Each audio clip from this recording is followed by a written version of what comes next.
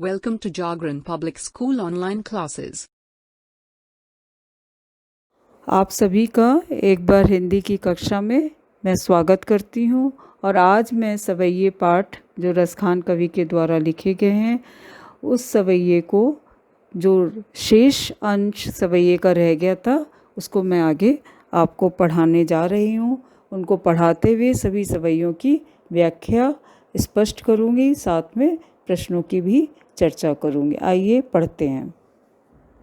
अभी हम तीसरा सवैया पढ़ने जा रहे हैं, लेकिन उसके पहले आप ये जान लीजिए कि तीसरे सवैये में हम रसखान कवि ने किसका वर्णन किया है।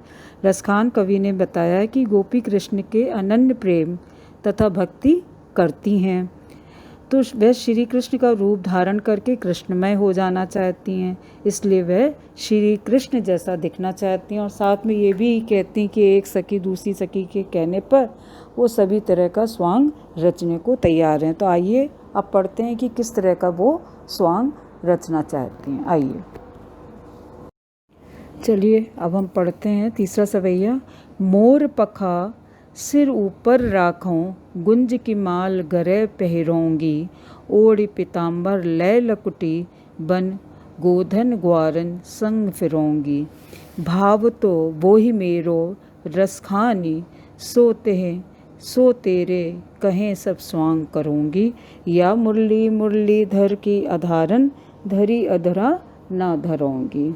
तो मोर पखा माने मोर पंख से बना हुआ मुकुट, राखूं माने रखूँगा या रखूँगी, गुंज माने घुंघुची या एक विशेष प्रकार का मोती रूपी दाना होता है, गुंज की माला। माल माने माला, गरे माने गले में, पहरोंगी माने पहनना। दूसरी लाइन में ओढ़ी माने ओढ़ना, पीताम्बर माने पीला वस्त्र, गोधन माने गाय या हाँ यहाँ पर गोधन माने गाय आप समझ लीजिए, ग्वारन माने ग्वाल बाल, फिरोंगी माने घूमूंगी, भाव तो माने अच्छा लगना, स्वांग माने भेष बदलना, मुरलीधर श्री कृष्ण का एक नाम है, अधारन माने होठों पर, धरी माने रखी, अधरा माने होठ, धरूंगी माने रखूंगी। तो यहाँ पर प्रस्तुत सवैये में रसखान कवि कहते हैं कि वो एक सखी दूसरी सखी या एक सखी एक गोपी से कहती है या एक सखी दूसरी सखी से कहती है, तुम कृष्ण जैसा रूप धारण कर लो। कैसे कि तुम कृष्ण के समान मोर पंखी मुकुट को सिर पर रख लो और गले में गुंजों की दाना से बनी हुई माला पहनो। मोर पखा सिर ऊपर रखो माने एक सखी दूसरी सखी के कहने पर अपने सिर के ऊपर मोर पंख का मुकुट यानी मयूर के पंखों का मुकुट पहनने को तैयार हो जाती है और गले में गुंजों की माला वो पहन रही है। यानी कृष्ण के सौंदर्य पर मुग्ध होकर के एक गोपी दूसरी गोपी से कहती कि हे सखी, मैं कृष्ण की तरह ही अपने सिर पर मयूर के पंखों वाला मुकुट तथा गले में गुंजों की माला पहनूंगी।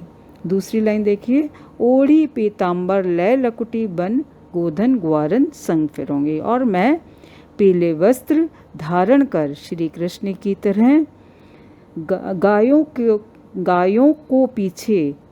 के पीछे लाठी लेकर वन गोधन ग्वारन संग फिरूंगी। और मैं वन पीछे वनों के पीछे वनों में घूमूंगी या फिरूंगी। अब दूसरे शब्दों में देख लीजिए कि मैं पीताम्बर पीला वस्त्र पहनकर हाथ में लाठी लेकर ग्वाल बालों और गायों के साथ साथ मैं जंगल में घूमूंगी। अब तीसरी लाइन देखिए, भाव तो वही मेरो रसखान, सो तेरे कहे सब स्वांग करूँगी। अब इसमें एक गोपी दूसरी से कहती है, एक गोपी दूसरी सखी से कहती है कि माधुरी से पूर्ण कृष्ण के सभी रूप मुझे इतने अच्छे लगते हैं कि तुम जो कहोगी।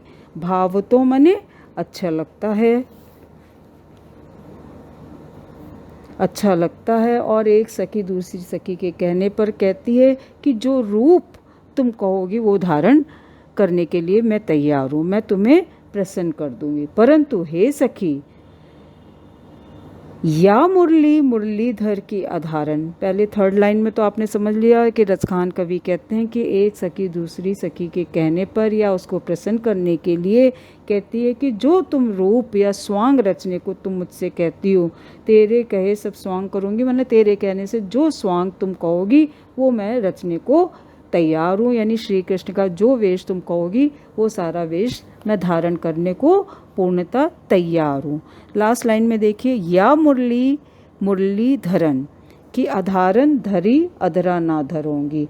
आगे रसखान कवि कहते हैं मुरलीधर माने श्री कृष्ण भगवान की, मुरली माने बांसुरी को, मैं श्री कृष्ण भगवान की जो बांसुरी है उसको मैं, जो हमेशा श्री कृष्ण के होठों पर चढ़ी इतराती रहती है, अपने होठों पर मैं उस इतराने वाली बांसुरी को कभी या कदापि नहीं रखना चाहूँगी। क्यों?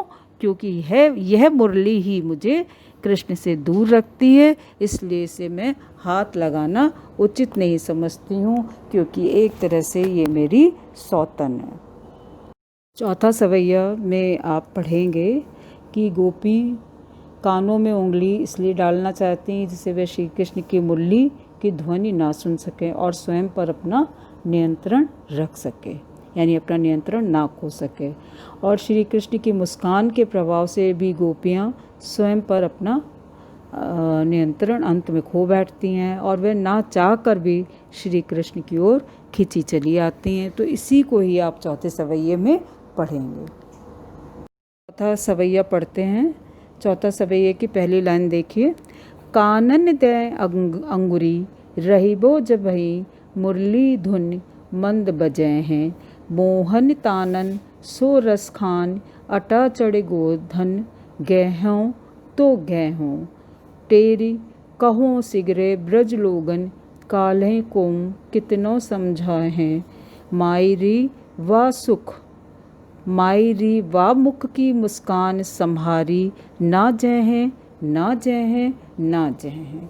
अब कठिन शब्दार्थ देख लीजिए। कानन माने कानों में, दय माने देकर, अंगुरी माने उंगली, रहिबो माने रहेंगे या रहूंगी, जबहि माने जब भी, धुन माने धुन या तान, मंद माने धीमा, बजें माने बजाएंगे, मुरली माने श्री कृष्ण भगवान, तानन माने तानों से, अटा माने अटारी या महल या घर के ऊपर का हिस्सा जिसको अट्टालिका कहते हैं, गोधन माने गाय या एक लोकगीत जो ब्रज में गाया जाता है, ब्रज क्षेत्र में गाया जाने वाला लोकगीत, उसको गोधन भी कहते हैं। ठीक है।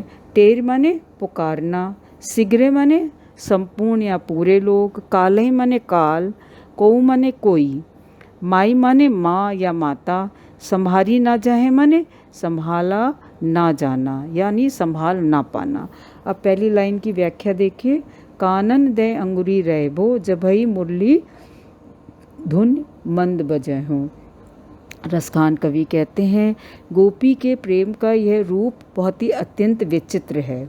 वे कहती हैं कि जब श्री कृष्ण मुरली की मंद मंद, जबहि मुरली धुन मंद बजाओ, जब श्री कृष्ण, मुरली माने श्री कृष्ण भगवान, मुरली की, श्री कृष्ण भगवान अपनी मुरली की मंद मंद धुन बजाना प्रारंभ करेंगे तो कानन दे अंगुरी रहबो, तो वे अपने कानों में उंगली डालकर रखेंगी। ये पहली लाइन की व्याख्या है। सेकंड का देखिए, मोहन तान सो रसखान अटा चढ़ गोधन गेहों तो गए हैं, और वह उनकी मुरली की तान की ओर ध्यान नहीं देंगी। मोहन तानन सो रसखान, रसखान कवि कहते हैं कि जब श्री कृष्ण भगवान मुरली बजाएंगे तो उसकी ओर वो ध्यान नहीं देंगी, फिर चाहे मुरलीधर कृष्ण अपनी अटारी पर चढ़कर, रस अटा चढ़े माने श्री कृष्ण भगवान अपने महल की अटारी पर चढ़ कर के भी गोधन नामक लोक गीत की धुन भी बजाते रहें तो भी वह मुझ पर असर उसका नहीं पड़ेगा। फिर से इसका दूसरे शब्दों में अर्थ समझ लीजिए। पहली लाइन में भी श्री कृष्ण की मुरली की ध्वनि तथा उनकी मुस्कान पर मोहित एक गोपी कहती है कि जब श्री कृष्ण मधुर स्वर में मुरली बजाएंगे तब मैं अपने कानों में उंगली डाल लूँगी ताकि मैं उसे सुन ही ना सकूं। और जब वो ऊंची ऊंची अट्टालिकाओं पर चढ़कर कृष्ण गोधन गाते और बजाते रहते हैं या गाते रहते हैं तो मैं पूरी तरह से उसे नहीं सुनूंगी या मैं पूरी तरह से उससे बेअसर रहूंगी। आइए अब तीसरी पंक्ति पढ़ते हैं चौथे सवैये की। टेरी कहो सिगरे ब्रजलोगन काल्हें को कितना समझाएं। हे गोकुलवासियों, ब्रजलोगन माने हे गोकुलवासियों, मैं जोर जोर से, टेरी माने पुकार करके कह रही हूँ सिगरे माने समस्त ब्रजवासियों को बुला करके मैं जोर जोर से पुकार करके कह रही हूँ कि यदि किसी तरह कृष्ण की मोहिनी तान मेरे कानों में पड़ गई, यदि किसी तरह से श्री कृष्ण भगवान की मोहिनी तान मेरे कानों में पड़ गई तो सारे ब्रज के लोग कल मुझे चाहे कितने ही ताने दें या समझाएं, मैं उनके पास खिंची चली ही जाऊंगी। ये तीसरी लाइन का अर्थ है।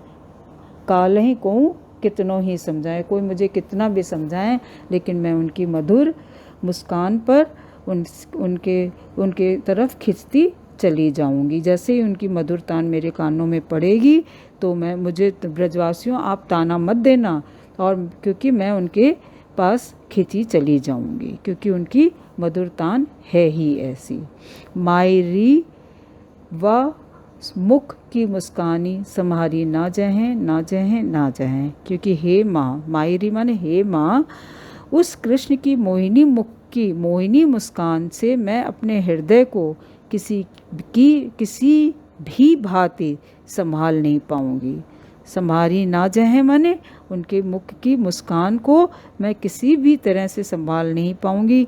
अतः हे माँ, मुझे दोष न देना, क्योंकि मेरा हृदय कृष्ण की मुरली की मोहिनी तान के पूरी तरह वशीभूत है, अधीन है, और कृष्ण के जादू से मैं बच ही नहीं पाती हूँ। अर्थात उनका मुझ पर उस मुस्कान का जादू अवश्य चल जाएगा। फिर से आप समझ लीजिए, मैं ब्रज के लोगों को चिल्ला कर कहती हूँ या कहना चाहती हूँ, शीघ्र मैंने समस्त ब्रजवासियों को चिल्ला करके कहना चाहती हूँ कि कल को कोई मुझे कितना भी समझाए, पर मैं श्री कृष्ण की एक मुस्कान पर मैं अपने वश में नहीं रह पाऊंगी, नहीं रह सकूंगी। अर्थात मैं अपना नियंत्रण खो दूंगी और उनकी तरफ खिंची हुई चली जाऊंगी।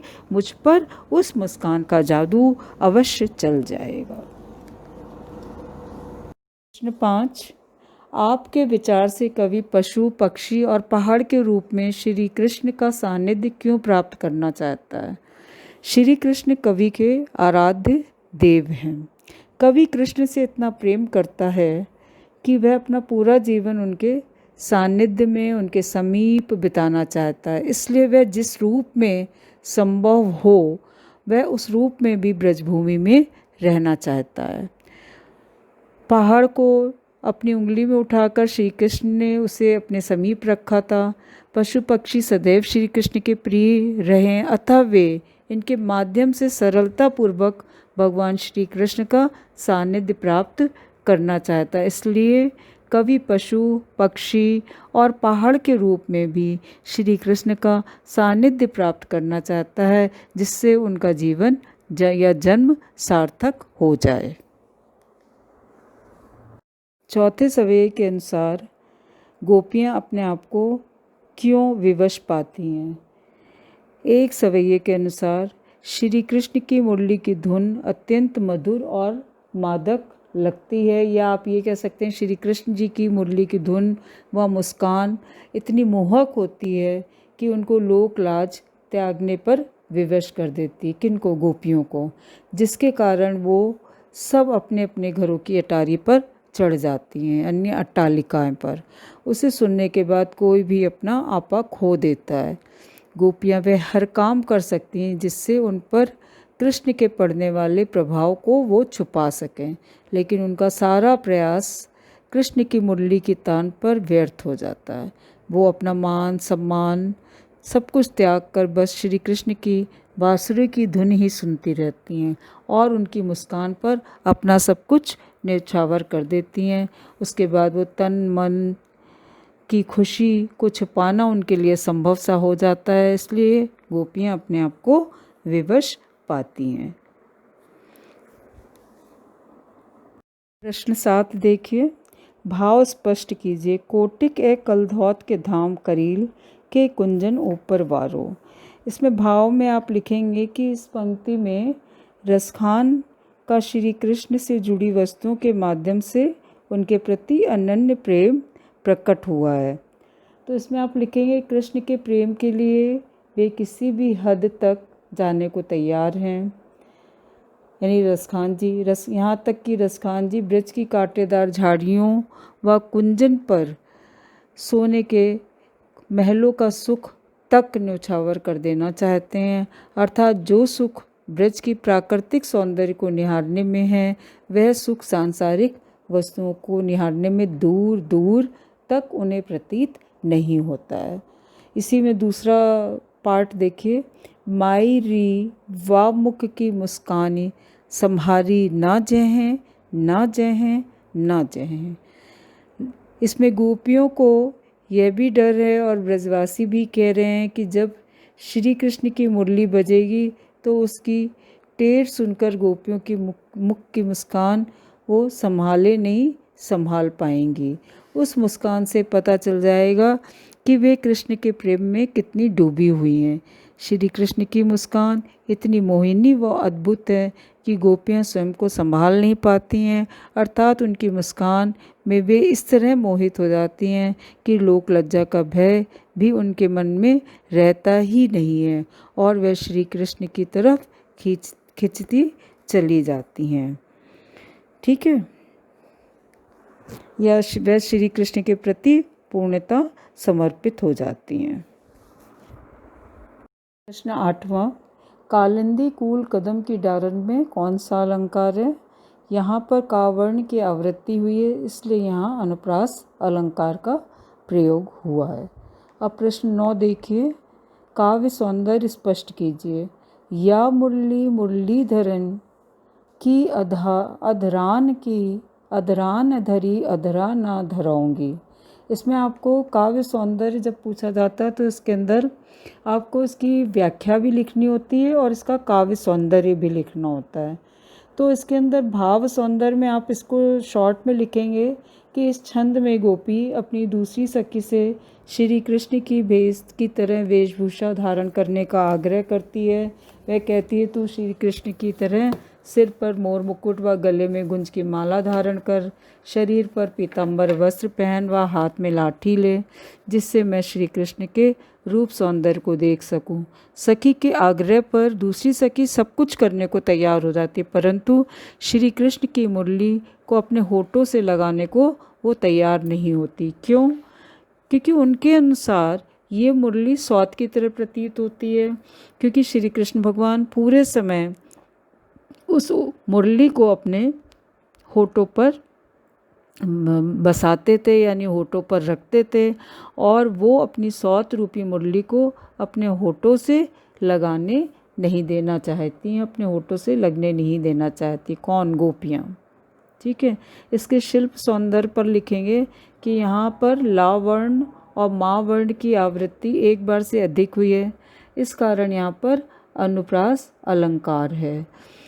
और छंद में सवैया छंद का प्रयोग हुआ है तथा ब्रज भाषा का सुंदर प्रयोग हुआ है, जिससे छंद की छटा भी निराली प्रतीत होती है। साथ में माधुर्य गुण का भी समावेश हुआ है। मुरली मुरलीधरन तथा अधरान यानी होठों पर, अधरा ना माने होठों पर नहीं, में यमक अलंकार है, यानी मुरली मुरलीधर दो बार आने पर एक मुरली का अर्थ है बांसुरी और दूसरा मुरलीधर श्री कृष्ण भगवान के लिए कहा गया, इसलिए यहाँ पर यमक अलंकार है। अब आपका ये पूरा पाठ स्पष्ट हो गया है। मैं आशा करती हूँ कि आपको सभी सवैयों के अर्थ समझ में आ गए होंगे और प्रश्नों के उत्तर भी स्पष्ट हो गए होंगे। तो आप इन्हें सभी प्रश्नों को फेयर नोटबुक में लिख करके इसका कार्य पूरा कर लीजिए और सभी प्रश्नों को तथा व्याख्या को भी पढ़कर समझिए और प्रश्नों को याद कर लीजिए। Thank you so much. This video has been created for online classes being conducted by Jagran Public School. Please like, subscribe and press bell icon for new video alerts. Thank you.